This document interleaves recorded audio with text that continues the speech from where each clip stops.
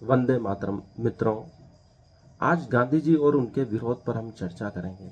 गांधी जी आधुनिक समाजशास्त्र, जो भारत का समाजशास्त्र है, भारतीय समाज के अग्रणी दूत हो सकते हैं।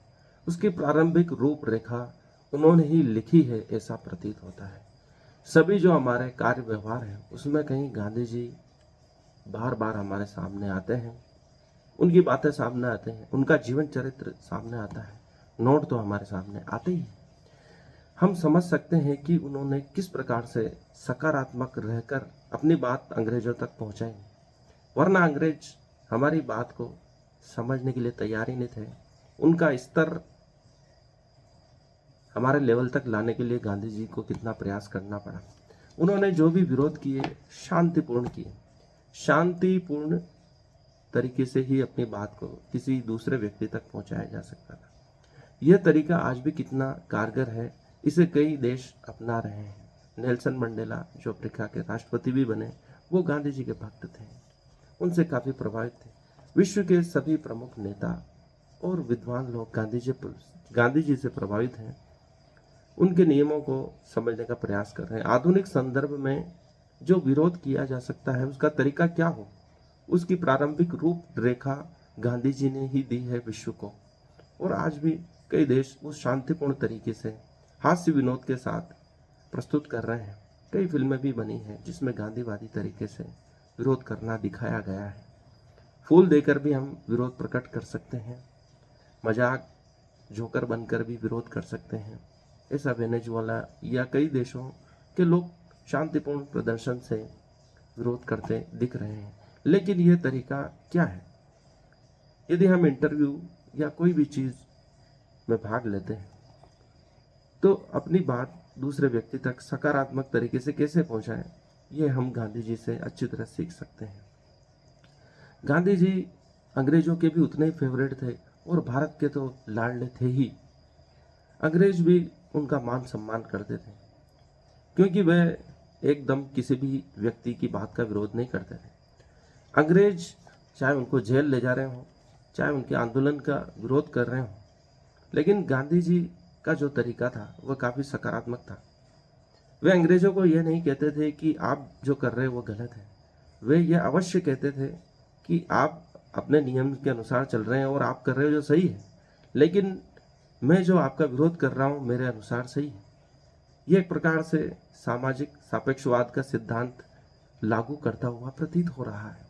इसमें कोई किसी को गलत सिद्ध नहीं कर रहा है, सब अपनी अपनी जगह ठीक है। लेकिन गांधी जी यह भी कहते थे कि मैं जो ये कर रहा हूं ये आवश्यक है।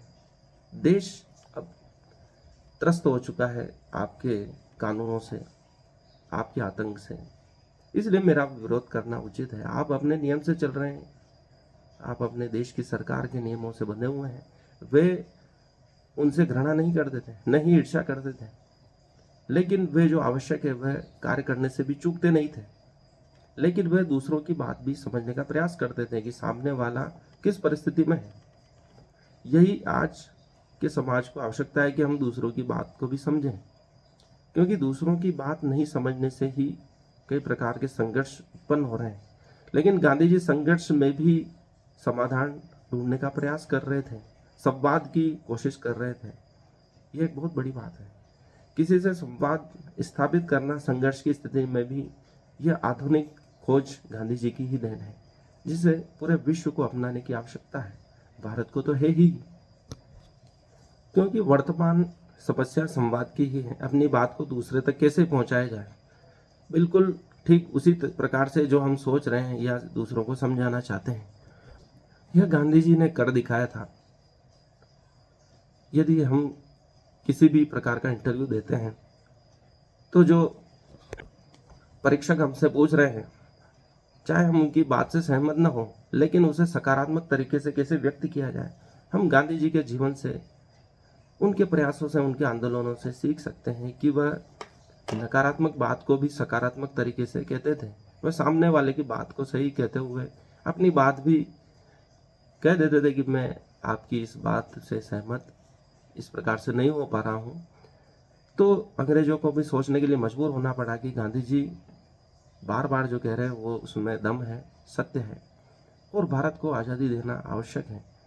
कई और भी कारण बने, लेकिन भारतीयों की बात अंग्रेजों तक कैसे पहुंचे उसका माध्यम, उचित माध्यम गांधी जी भी बने।